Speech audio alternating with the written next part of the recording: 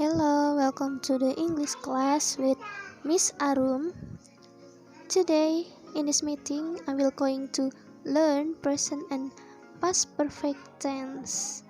I've made presentation for you, so I will going to explain the various some examples and the usage of present and past perfect tense.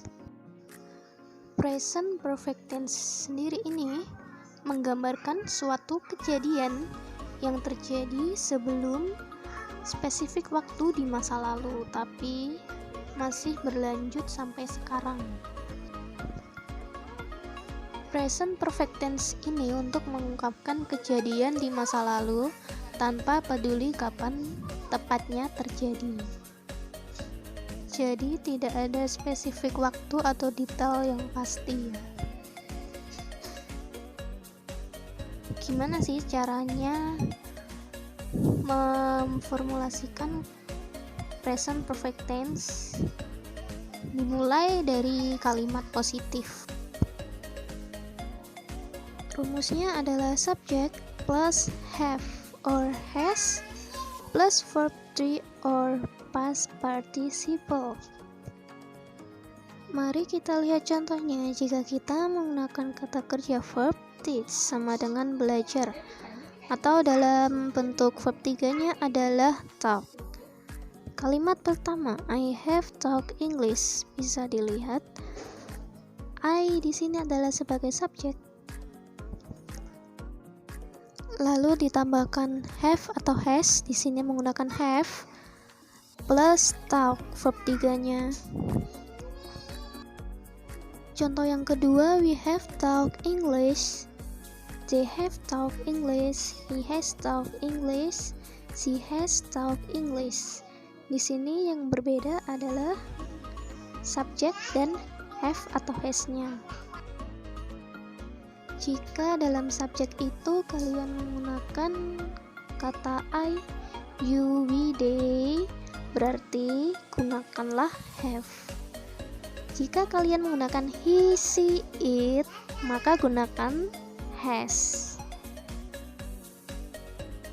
Selanjutnya adalah kalimat negatif dengan form subject plus have or has plus not plus verb 3. Sama kayak tadi, cuma kita tambahkan not karena ini kalimat negatif. Contoh kalimatnya bisa dilihat, I have not talked English, you haven't talked English, we haven't talked English, they haven't talked English, he has not talked English, she hasn't talked English. Perbedaannya kayak kalimat positif tadi, untuk subjek I, you, we, they gunakan have not ya, atau haven't. Untuk subjek he, she, it gunakan has not atau hasn't.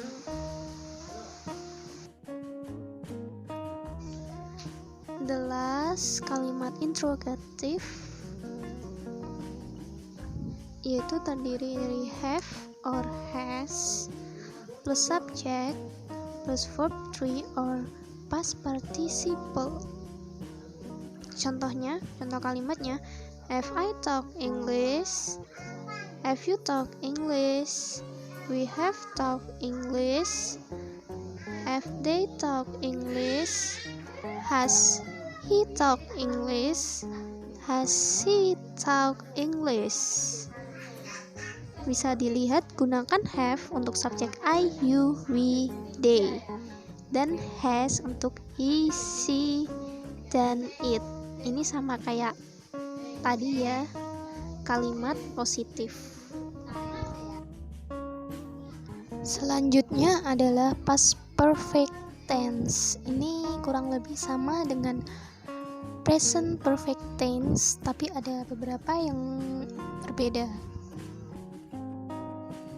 Dalam menghafal tenses ini, jangan fokus pada rumusnya, tapi fokuslah pada keyword atau kata kunci, yaitu dimana yang namanya past perfect itu menggunakan had plus verb 3. Berbeda dengan present perfect, past perfect ini subjeknya tidak terikat dengan I, you, they, we, he, she, it. Kalau present perfect itu kan tergantung dengan kamu menggunakan subjek I, you, they, we, nanti memakai has, atau he, she, it nanti kamu memakai had. Nah, past perfect ini enggak, karena past perfect sendiri ini adalah bentuk lampau dari has atau have. Jangan bingung dengan form kalimat negatif dan interrogatif ya, karena hampir sama. Had plus subject itu buat negatif, dan interrogatif had plus not, hanya seperti itu. Untuk contohnya kita analisa kalimat saja. Untuk contoh nomor 1, I had gone to Jakarta with my friend. Had-nya berperan sebagai had, gone berperan sebagai verb 3. Artinya adalah saya sudah ke Jakarta dengan temanku. Ketika kalian sudah ke Jakarta, tapi kalian sudah tidak pergi ke Jakarta lagi. Kalian sudah tidak menginjakkan kaki di sana. Berbeda dengan present perfect tadi. Kalau dijadikan present perfect ini, I have gone to Surabaya, I have gone to Jakarta.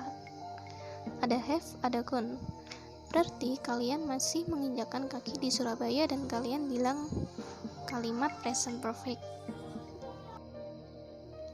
Selanjutnya, I have done my homework before 10. Aku sudah mengerjakan PR-ku sebelum jam 10. Fungsi dari kalimat ini untuk menyatakan kejadian yang telah terjadi di beberapa waktu yang lalu atau di masa lampau.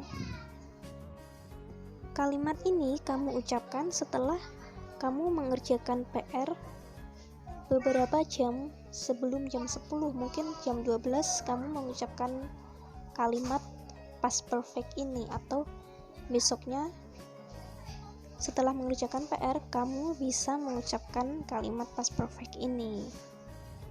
Yang terakhir, nomor 3, the little boy had fallen before I helped him. Anak laki-laki kecil itu sudah terjatuh sebelum aku menolongnya. Ini sama kayak yang 2 tadi, hanya saja ada 2 kejadian, 2 tenses berada dalam satu kalimat. Ini dihubungkan dengan kalimat simple past tense. Jadi bisa disambungkan dengan simple past. Dari kata before, I help him. Nah, ini boleh dengan simple past.